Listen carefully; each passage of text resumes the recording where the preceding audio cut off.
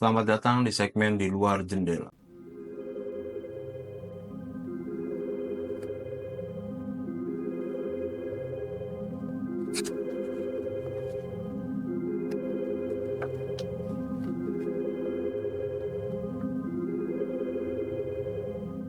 Sebelum kita mulai videonya, sekedar memberi konteks bahwa konten ini adalah konten di mana saya berbagi pandangan saya dari buku yang saya baca. Namun tujuan utama daripada konten ini bukan akhirnya menggurui atau misalnya memposisikan diri sebagai orang yang paling membaca gitu. Nggak ke sana, tapi memang konten ini sengaja saya buat untuk mendokumentasikan perjalanan membaca buku yang saya lakukan. Hanya itu. Kemudian kenapa saya memilih tajuk Di Luar Jendela? Ini mengacu pada kutipan atau pendapat tentang katanya membaca buku itu kan adalah membuka jendela dunia. Maka setelah membaca, dalam hemat saya, kita berada di luar jendela. Atau dalam kata lain, sudah sedikit lebih mengenal dunia. Dan buku pertama yang saya pilih dalam segmen ini ialah bukunya Fernando Bes yang berjudul Penghancuran Buku dari Masa ke Masa. Selain memang secara substansi dari buku ini yang menurut saya bernilainya bukan main, ia juga tampak lebih kontekstual untuk melihat bagaimana euforia membaca di zaman modern seperti sekarang ini. Dan pertama, semenjak buku ini sampai kepada saya, ya betul saya membelinya secara online atas dasar rekomendasi dari kawan saya, dan saya langsung jatuh cinta sejak dari sampul.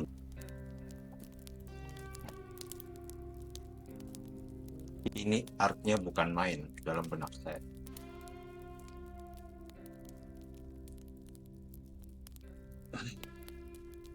Dan buku ini kita lihat administrasinya dulu. Pertama kali terbit di Spanyol pada tahun 2004, judulnya Historia Universal de la Destrucción de Libros, de las Sabilas Sumerias a la Guerra de Irak, diterjemahkan oleh Lita Surjadinata dengan suntingan, dan bab-bab tambahan diterjemahkan oleh Roni Agustinus berdasarkan edisi baru.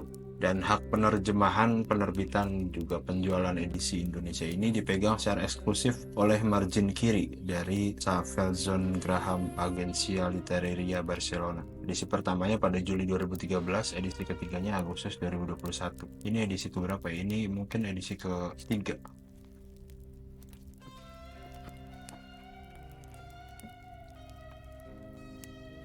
Pada bagian awal buku ini dimulai dengan pengantar dari Bes mengenai asal-usul dirinya yang terdorong untuk menulis buku ini. Di Baghdad, ia bertemu seorang profesor sejarah abad pertengahan yang mengatakan, kenangan kita tidak ada lagi, tempat lahir peradaban, tulisan, dan hukum, musnah terbakar, sisanya tinggal abu.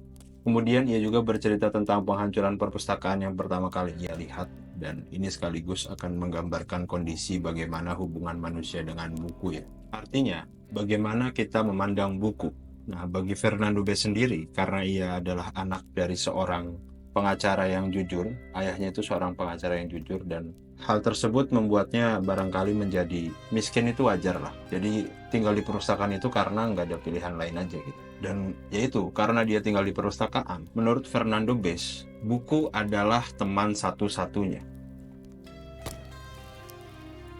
Juga dicatat oleh Fernando Bes tentang keresahan utamanya di buku ini. Menurutnya, selama 55 abad, buku telah dimusnahkan, dan kita sama sekali tidak tahu apa sebabnya. Ada ratusan kajian mengenai asal mula buku dan perpustakaan, tetapi tidak ada satupun karya sejarah mengenai penghancurannya. Tidakkah ini mengherankan? Dan agaknya kita akan sepakat ya bahwa berbicara buku tentu juga berbicara tulisan, dan Fernando Bes cukup mencatat daripada pandangannya tentang tulisan. Menurutnya, dari segala aktivitas yang membentuk kebudayaan, menulis adalah salah satu yang terpenting, karena ia merupakan perangkat yang tiada taranya bagi pengorganisasian sosial dan reafirmasi. Terus ia mengutip juga pendapatnya Borges yang berkata tentang buku. Dari berbagai instrumen manusia, tak syak lagi yang paling mencengangkan adalah buku. Yang lain adalah perpanjangan ragamu. Mikroskop dan teleskop adalah perpanjangan penglihatan. Telepon adalah perpanjangan suara. Lalu kita memiliki bajak dan pedang yang merupakan perpanjangan lengan. Namun buku berbeda. Buku adalah perpanjangan ingatan dan imajinasi. Dan bagi B sendiri, buku adalah pelembagaan ingatan yang konsekrasi dan permanensi, dan karenanya harus dipelajari sebagai kepingan kunci dari warisan budaya suatu masyarakat.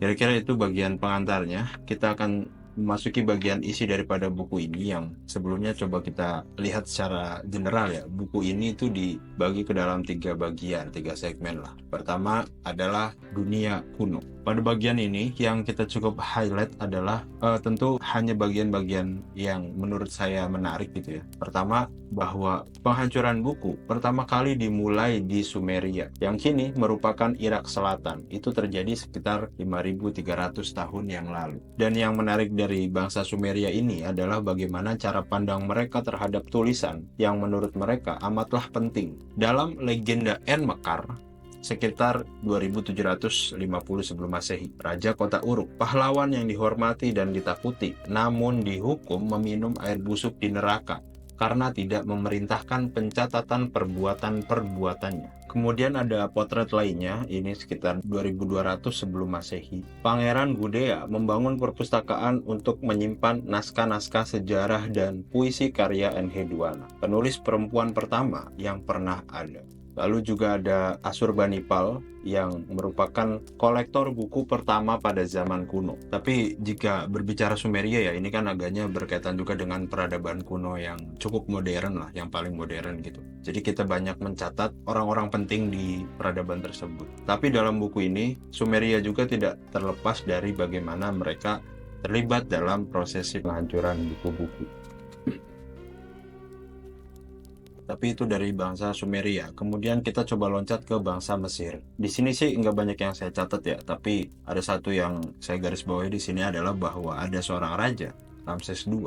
Ia adalah pendiri salah satu perpustakaan pertama yang seluruh koleksinya berupa papirus. Setelah ini kita langsung loncat aja ke Yunani kuno.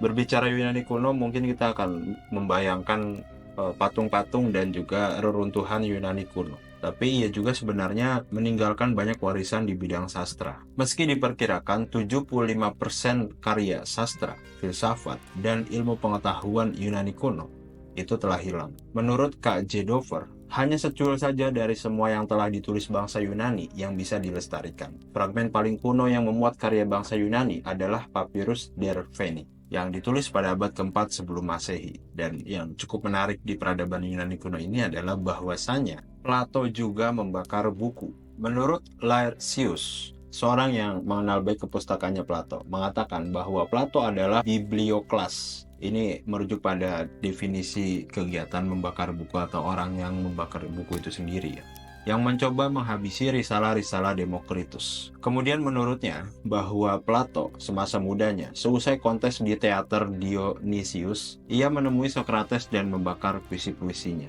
Tapi apakah mungkin Plato juga membakar buku? Dalam buku ini dikatakan sangat mungkin sekali. Karena Plato juga punya kecenderungan menganggap yang lain salah apabila tidak sejalan dengan kebenaran versi miliknya. Dalam pelbagai tulisannya, Plato meremehkan peran tulisan, dan bukunya, Phaedrus, menampilkan mitos Mesir untuk menjelaskan bahwa tulisan akan berakibat ditelantarkannya ingatan manusia. Selanjutnya kita ke Romawi dan pada masa awal Kristen. Yang saya garis bawahi di sini adalah bahwasanya gereja atau simbolisasi agama pada saat itu sibuk memerangi bid'ah-bid'ah yang mulai berkembang, dan hasilnya adalah serangkaian pembakaran. Pada bagian ini dicatat juga nih bahwa ada seorang perempuan yang bernama Hipatia. Ia adalah perempuan pertama dalam sejarah yang dibunuh karena melakukan penelitian ilmiah. Dan di akhir pada bagian awal di buku ini, di segmen awal ini, Fernando Bes mencatat,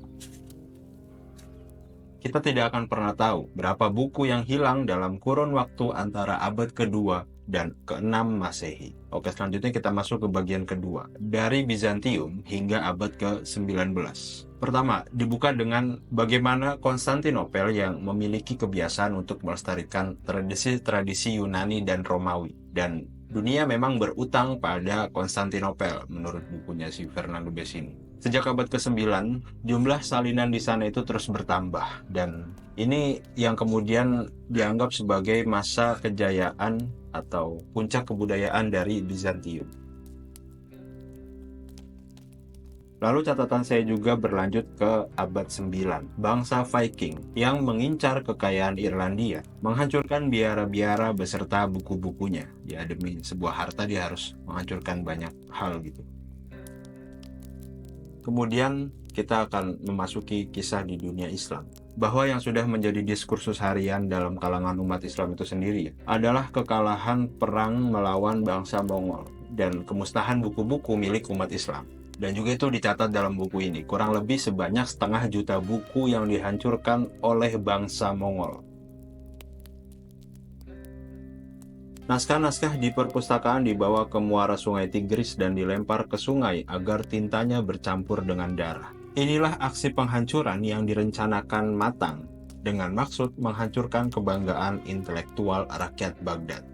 Keturunan Genghis Khan lainnya, Timurlek, menyerang Baghdad pada 1393 dan meluluhlantakkan apapun yang ia temukan. Tentaranya bergerak ke Suriah dan menghancurkan setiap buku yang dimiliki lawan mereka. Kemudian masih berbicara di dunia Islam, tepatnya di era Islam berkembang di Spanyol. Dalam catatan buku ini, di Spanyol konon ada 60 perpustakaan yang kira-kira menyimpan 400.000 jilid buku. Akan tetapi, pada zaman kita sekarang, hanya ada satu perpustakaan, yaitu Perpustakaan Al-Hikam, salah satu perpustakaan di sana, yang berhasil selamat. Kemudian kita agak loncat nih ke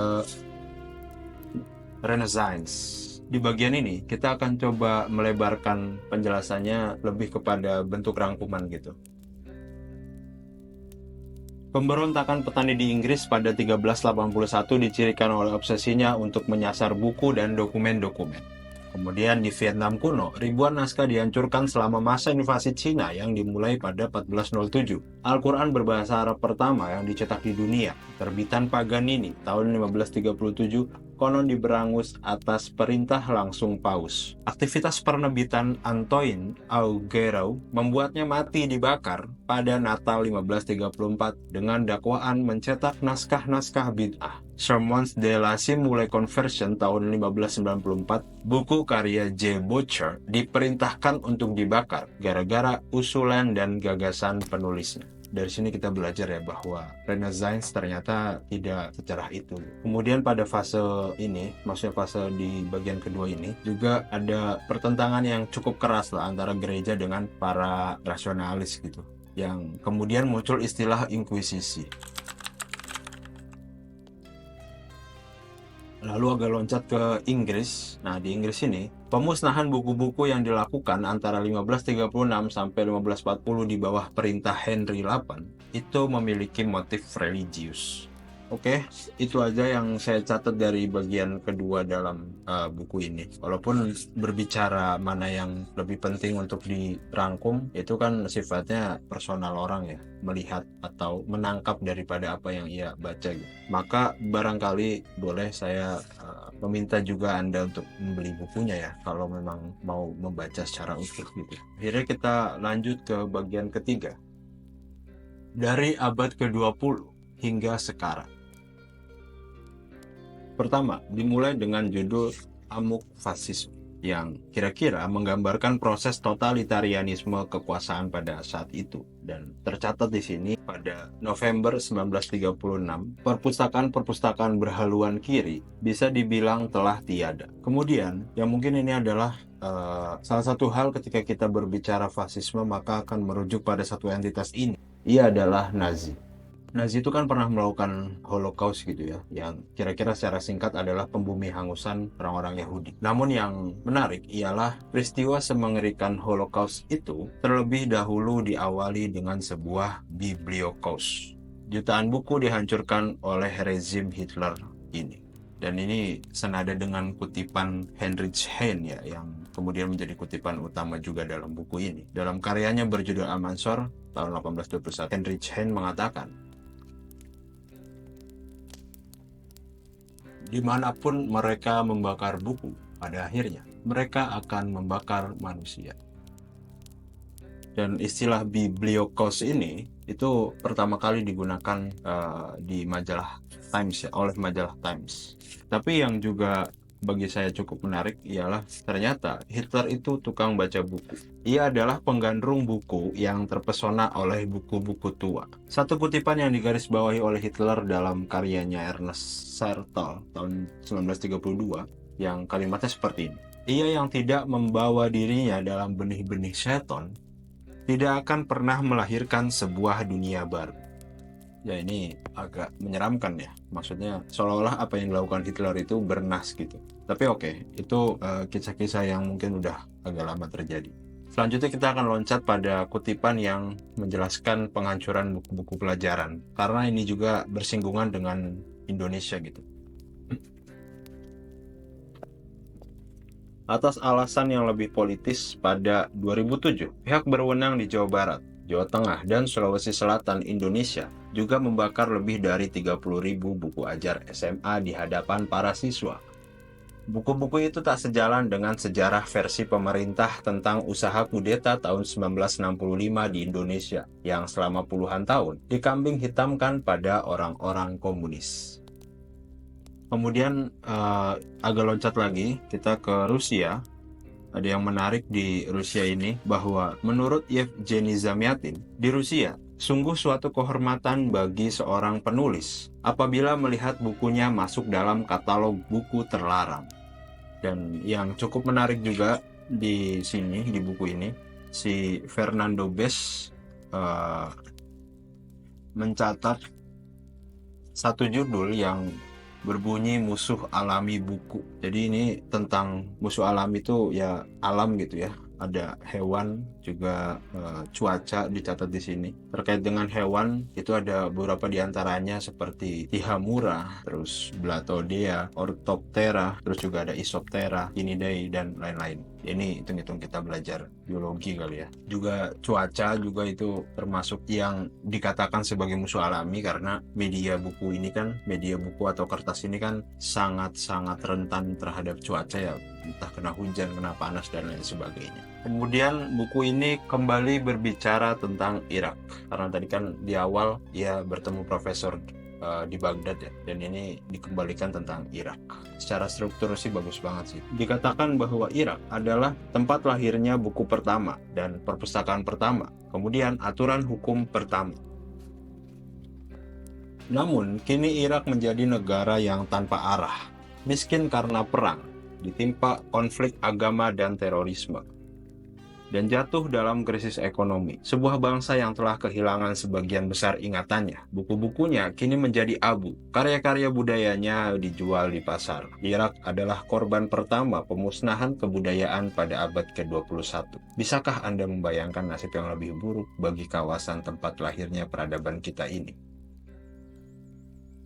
Oke, kemudian ini bagian hampir penutup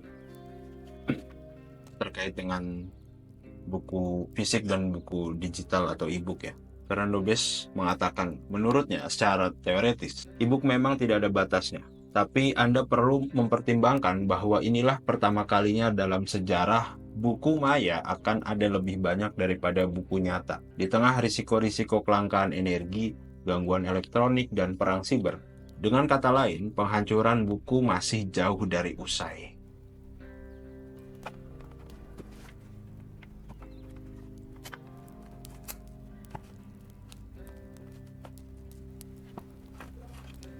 Saya tidak akan panjang lebar mengenai apa yang saya dapat dari buku ini. Selain memang buku ini membuat pembendaharaan informasi saya menjadi lebih banyak tentu saja. Dan juga buku ini mengingatkan saya untuk tetap melestarikan hal-hal yang baik ya. Terutama yang berhubungan dengan buku.